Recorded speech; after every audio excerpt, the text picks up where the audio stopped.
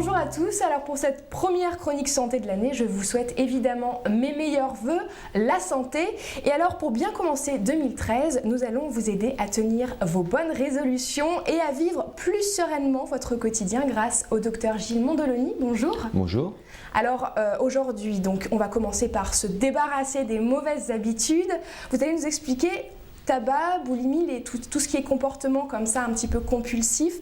Ont-ils tous la même origine ? Comment ça se passe finalement quand on a ces genres d'addictions ? Alors ce que l'on peut dire, c'est que le stress est souvent le maître mot donc, des addictions. Tabac, alcool, boulimie sont souvent des gens qui sont un peu stressés, qui vont donc compenser leur stress par en fait du tabac, de l'alcool. Ce sont aussi des gens qui ont souvent un problème de manque de confiance en eux, un manque d'image, qui ne s'aiment pas. Donc quand on ne s'aime pas en général, on compense par du chocolat, du sucre. Donc c'est souvent du stress, donc la première chose à faire, c'est déjà d'agir sur le stress. Alors quels sont justement vos traitements curatifs que vous pouvez utiliser pour traiter ces genres de maux ? Alors pour traiter le stress, il y a plusieurs médecines naturelles. Donc j'utilise l'homéopathie, l'acupuncture de l'oreille, on va en parler, la phytothérapie, également l'aromathérapie ou utilisation des huiles essentielles. Donc de loin, le plus efficace, c'est bien sûr l'acupuncture de l'oreille, qu'on appelle aussi auriculothérapie. Alors, en quoi ça consiste finalement l'auriculothérapie ? Est-ce qu'on met des aiguilles ? Alors l'auriculothérapie, c'est une acupuncture particulière, donc qui utilise en fait des aiguilles que l'on met dans l'oreille. Donc pour information, déjà l'acupuncture a été inventée par les Chinois il y a environ 5000 ans. Et c'est par contre les Français qui ont inventé l'acupuncture de l'oreille. Donc le principe, c'est simple. En fait, on repère dans l'oreille des zones qui correspondent à des organes. Schématiquement, en fait, le corps humain est représenté comme un fœtus inversé. Donc, dans chaque partie de l'oreille externe, donc vous avez en fait des organes, vous avez des tissus, des nerfs, et dans chaque partie de l'oreille, on peut agir sur les organes. C'est-à-dire que si on appuie sur un certain endroit, ça va agir par exemple sur le pied, sur la main, etc. Donc, une personne qui a mal par exemple à la tête, on va agir dans une partie particulière de l'oreille, on va mettre une aiguille, et de facto, donc la personne sentira moins douleur à sa tête si on pique au bon endroit. Et est-ce que le schéma justement de l'oreille et les correspondances avec les différents organes est le même pour tous ? Alors schématiquement, il y a peu de différence d'une personne à l'autre, donc quand on est auriculothérapeute, on pique quasiment toujours au même endroit. C'est une médecine très efficace, je précise, qui permet en fait en très peu de temps d'agir sur beaucoup de pathologies. Et alors justement, est-ce que ça marche sur tous ? Ça marche chez quasiment tous les patients. Évidemment, en médecine, on dit jamais, jamais et jamais toujours. Il y a toujours des gens chez qui ça ne marche pas, mais très souvent, c'est vrai que l'auriculothérapie est très efficace. Très efficace peut-être pour certains maux plus spécifiques, ou est-ce que ça marche et peut-on soigner tous les maux ? Les grandes indications de l'auriculothérapie, c'est surtout les douleurs. Donc douleurs de dos, douleurs d'articulation, les névralgies. Donc ça, les névralgies, c'est quoi ? C'est les sciatiques, cruralgie, névralgie d'Arnold, névralgie faciale, tout ce qui est nerf en fait.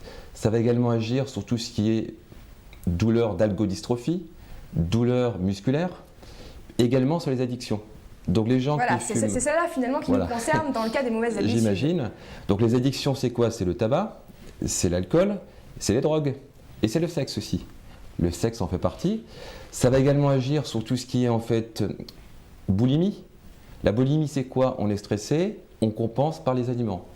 Et ça va également agir, il faut le dire, de manière très efficace sur le terrain anxieux et dépressif. Alors, c'est reconnu par l'OMS depuis 1990. Concrètement, est-ce que c'est un effet placebo ou est-ce que véritablement, comment ça peut fonctionner physiquement parlant ? Alors, il y a toujours un effet placebo dans toute médecine, il faut le dire, sauf que l'auriculothérapie a été évaluée à large échelle dans beaucoup de pays, et également donc à l'Institut Gustave Roussy à Paris, qui est l'Institut Gustave Roussy donc pour le cancer à Villejuif, où on a en fait étudié comment agir sur les douleurs des cancéreux, et on s'est rendu compte contre placebo, en comparant le placebo, qu'en fait l'auriculothérapie pouvait calmer les douleurs. Donc on sait bien évidemment qu'il y a un effet placebo, comme dans toute médecine, mais que cet effet placebo est faible par rapport à l'efficacité intrinsèque de l'auriculothérapie. Et est-ce qu'il y a des contre-indications qui feraient Il n'y a pas vraiment de contre-indications, après c'est juste de la logique. Une maladie infectieuse se traite par des antibiotiques, une maladie chirurgicale par la chirurgie, mais mis à part ça, l'auriculothérapie peut être proposée à tout le monde. Et en combien de temps ça marche? Par exemple, voilà, quelqu'un qui aurait décidé, un téléspectateur qui voudrait arrêter de fumer pour cette nouvelle année, en combien de temps pouvez-vous l'aider à arrêter de fumer? Eh bien très rapidement, ça peut être dès la première séance. Je lui mets des aiguilles dans certaines parties de l'oreille, la partie qui va correspondre à la dépendance à la nicotine, donc je vais couper la dépendance à la nicotine. Deuxième aiguille sur la zone de dépendance comportementale, donc le geste, le manque du geste qu'on ressent parfois, je vais le couper en piquant dans certaines parties de l'oreille. Et enfin, troisième point, ça sera dans une certaine partie qui va donner un côté amer, indésirable, désagréable à la cigarette. Et donc les gens finalement très rapidement ont moins envie. Quand ils fument, ils ne supportent pas. Ils ont parfois des petits vertiges, donc très rapidement ils peuvent être soulagés. Quand les gens sont motivés, en général, en 2 maximum 3 séances, les gens ont arrêté de fumer ou ont largement diminué leur consommation de tabac. C'est pareil également pour l'alcool, c'est pareil également pour tout ce qui est drogue. Parce que finalement, on a vu que le schéma était plus ou moins le même dans chaque cas. C'est du stress, c'est des compensations, c'est des carences en certains neurotransmetteurs qu'on va chercher à compenser en fait par une conduite addictive. Le sport également fait partie des conduites addictives. Donc les gens qui font trop de sport, on pourra en parler une prochaine fois si vous le souhaitez, ce sont des gens qui sont en train de masquer un problème. Parce qu'on sécrète des endorphines. Tout à fait, on sécrète des endorphines. Nous crée un bonheur peut-être un peu chimique. C'est un bonheur qui est transitoire, mais il vaut mieux faire un peu de sport avec modération que de fumer, évidemment. Mais tout ça, ce sont des addictions en fait. Alors maintenant qu'on a réussi à se débarrasser de ces mauvaises habitudes, on va essayer de mettre tout en œuvre pour soigner ces besoins vitaux, l'alimentation, le sommeil. On a pu voir que tout ça pouvait être un peu affecté par le stress. Alors quels sont les troubles de vos patients que vous rencontrez régulièrement et quelles sont les solutions que vous apportez? Alors ce que je vois souvent, c'est des patients qui ont des troubles du sommeil, qui sont angoissés. Donc ils s'endorment mal, ils ont un sommeil qui est haché, qui n'est pas réparateur. Ils se réveillent à 3 h du matin avec des angoisses. Ils ont l'impression qu'ils cogitent toute la nuit.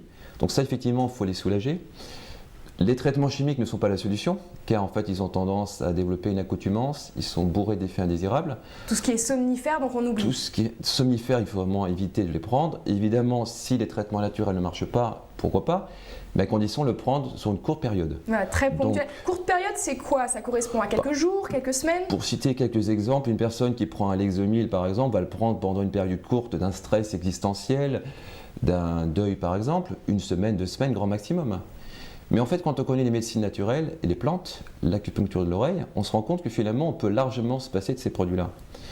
Donc moi, j'utilise en général un couplage de différentes médecines naturelles, toujours l'auriculothérapie parce que c'est très efficace pour le sommeil, pour l'anxiété, que je vais coupler avec de la phytothérapie, avec de l'homéopathie, avec des techniques également psychologiques, hein, parce que c'est tout à fait intéressant quand on est médecin d'avoir une approche globale, de pouvoir utiliser des techniques de relaxation, techniques de méditation. Il faut que les gens apprennent progressivement à méditer.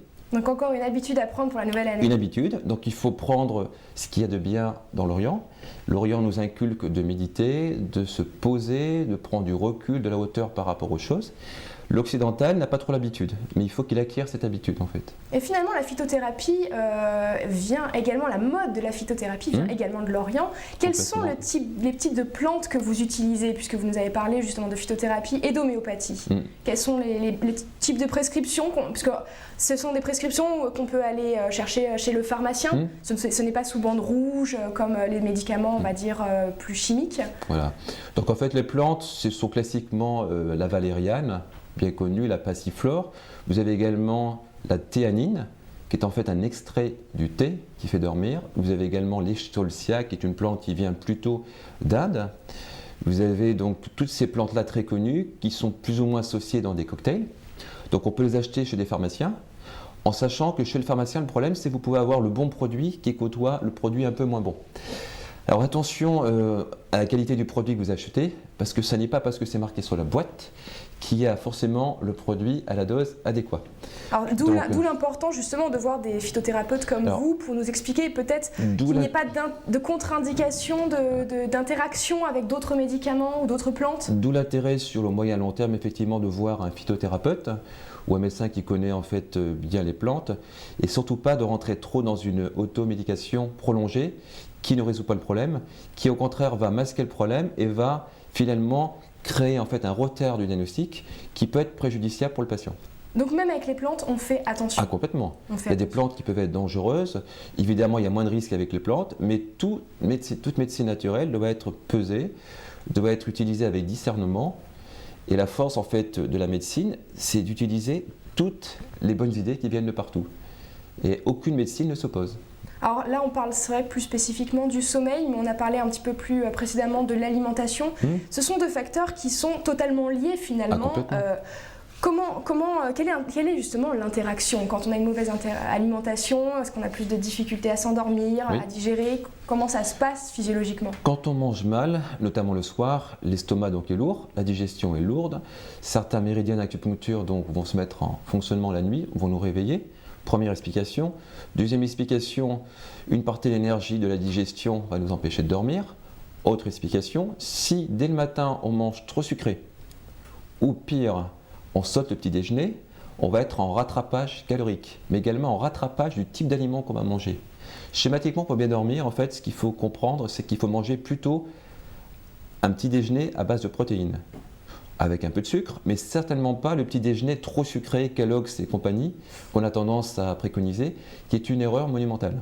Alors on dit souvent le matin manger plutôt gras, manger comme un roi, le midi manger comme un prince. Est-ce que finalement ce proverbe est vrai? L'adage est tout à fait exact, il faut manger il faut bien charger le petit déjeuner, manger riche en protéines, ça c'est sûr, gras pas trop non plus parce que sinon évidemment ça va être un petit peu lourd. Mais force est de constater que les gens qui mangent des œufs au petit déjeuner ne sont pas plus malades que les autres. Je dirais même que certains patients qui mangent des œufs le matin régulièrement ont un taux de cholestérol qui chute. Donc tout ça pour vous dire qu'attention aux conclusions hâtives qu'on entend un petit peu dans la presse. Il y a beaucoup d'erreurs qui apparaissent. Il faut une bonne alimentation assez riche en matinée, assez riche également au déjeuner. Plus on avance dans la journée, plus elle doit être sobre. Plus donc on doit minorer l'apport. Le goûter est important aussi. C'est important de prendre un goûter vers 4-5 heures de l'après-midi. Donc même pour les adultes? Même pour les adultes. L'idée, c'est qu'en fait, en prenant un aliment gras type oléagineux, donc les noix, les noisettes, les amandes, ou les fruits secs, qui vont apporter en fait des sucres d'assimilation rapide, on va en fait, premièrement, moins manger le soir, donc on va moins stocker, et en mangeant des sucres vers 4-5 heures, on va faire sécréter assez rapidement une hormone, on appelle ça un neurotransmetteur, qui s'appelle la sérotonine.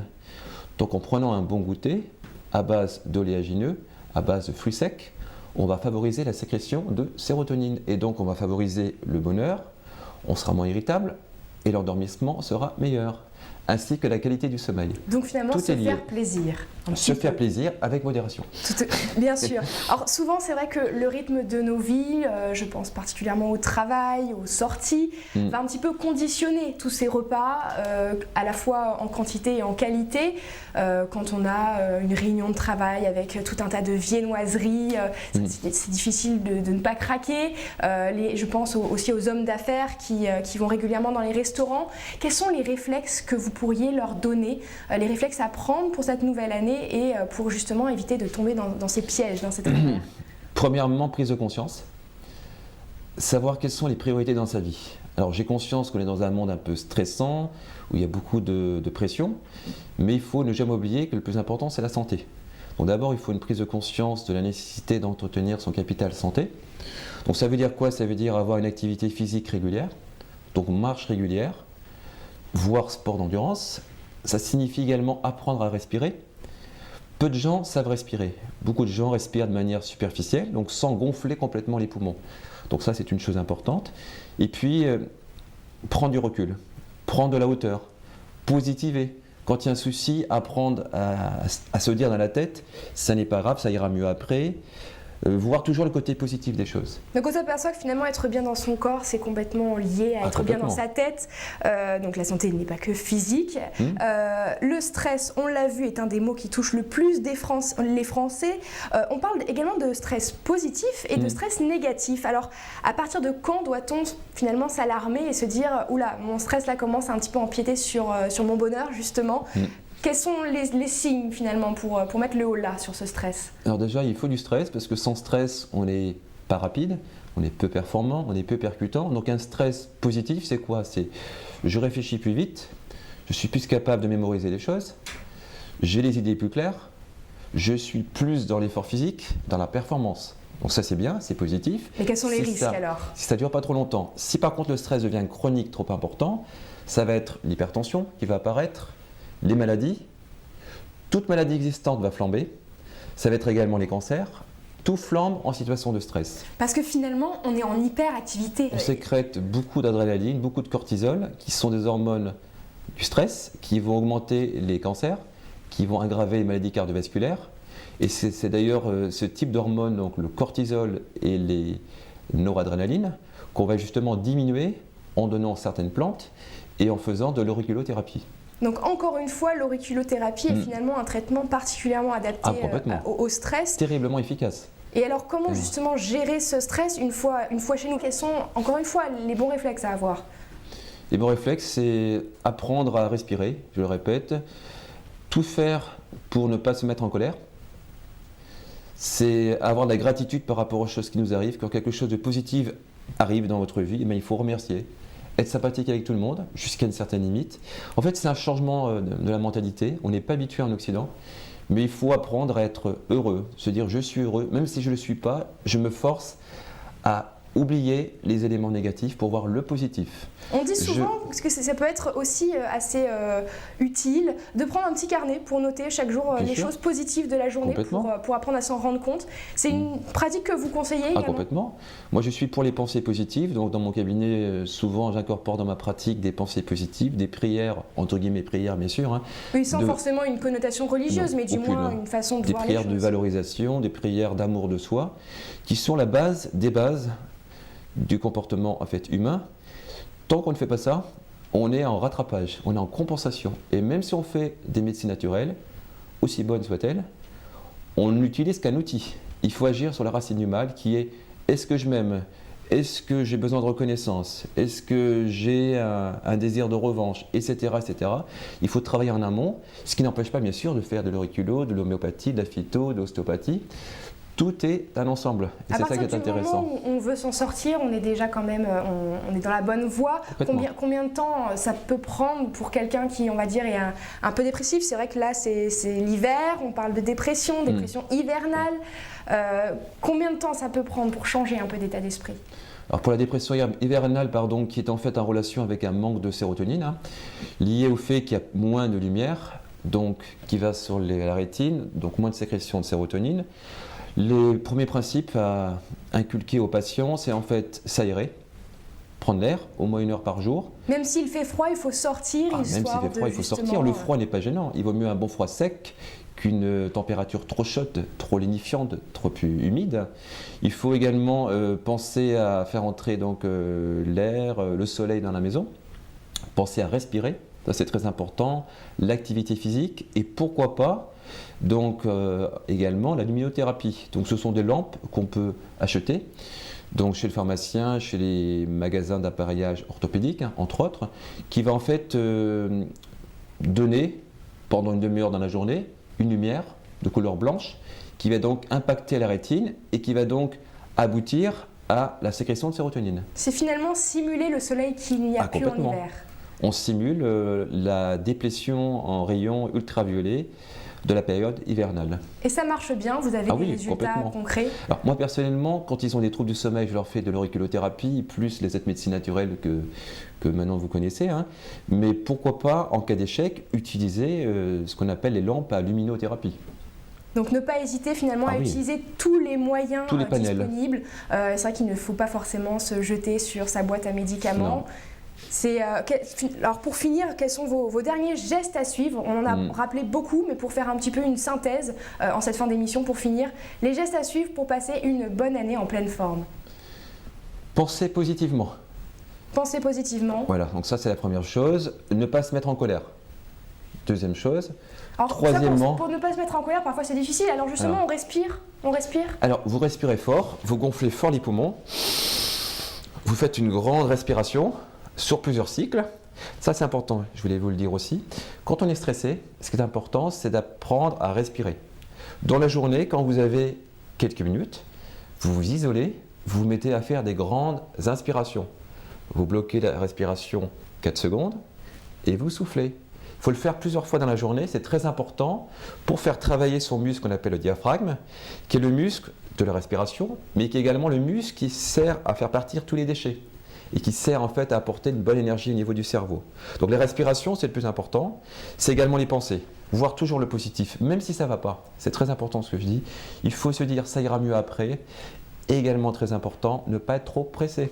Gérer l'impatience. On est tous trop pressés. On va aller trop vite. Et en fait, on projette sur notre corps, sur nos organes, le fruit de notre impatience. Donc finalement, vivre au moment présent et ne pas s'inquiéter d'un mal qui pourrait arriver peut-être plus tard ou qui est fini, qui est dans le passé. Voilà, se concentrer sur le présent finalement. Complètement. Et alors, ensuite, maintenant qu'on a bien respiré, qu'on a des pensées positives, qu'on s'alimente bien également. Et qu'on fait de l'activité physique, en sachant que ce qui est important pour la santé, c'est au moins 30 minutes de marche par jour, à bon rythme. Si on a du temps, on peut faire un peu de sport. Donc c'est des sports d'endurance, c'est du vélo, la natation, la course à pied. Avec modération, je précise, parce que si on fait trop de sport, on rentre dans l'excès, l'addiction, que l'on peut traiter, mais également qui est le fruit d'une impatience, qui est le fruit d'un malaise qu'on n'arrive pas à traiter d'une autre façon. Il faut savoir que l'excès de sport a tendance à faire vieillir plus vite le corps. Donc attention au sport excessif, donc 3-4 heures de sport par semaine, c'est trop déjà, il faut le savoir. Il faut minorer la dose, il faut le faire à aisance, avec la notion de plaisir, et certainement pas, comme je le vois trop souvent en tant que médecin du sport, c'est avec cette notion de performance. Je dois être performant dans mon travail, quand je fais du sport, je dois être performant, je dois mesurer par rapport à mes collègues. Non, non et non. On apprend à travailler sur sa sérénité.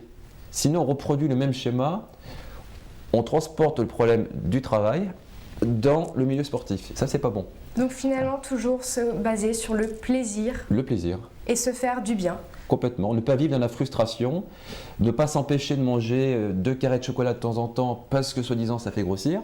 Il faut voir toujours le positif qu'il y a par rapport au négatif. Donc tout est question de nuance en fait. Le problème c'est que très souvent, les gens ne sont pas en nuance. Il y a beaucoup de thérapeutes malheureusement, il faut le dire, qui sont trop dans l'extrême, dans un domaine ou un autre, qui vont préconiser des conseils trop stricts.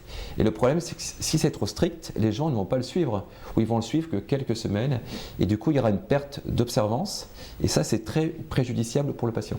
Eh bien, je vous remercie beaucoup de tous ces conseils. Alors, donc, nos résolutions ne seront pas trop strictes, juste celles de prendre du plaisir et d'être en forme pour cette année 2013. Merci beaucoup. Merci.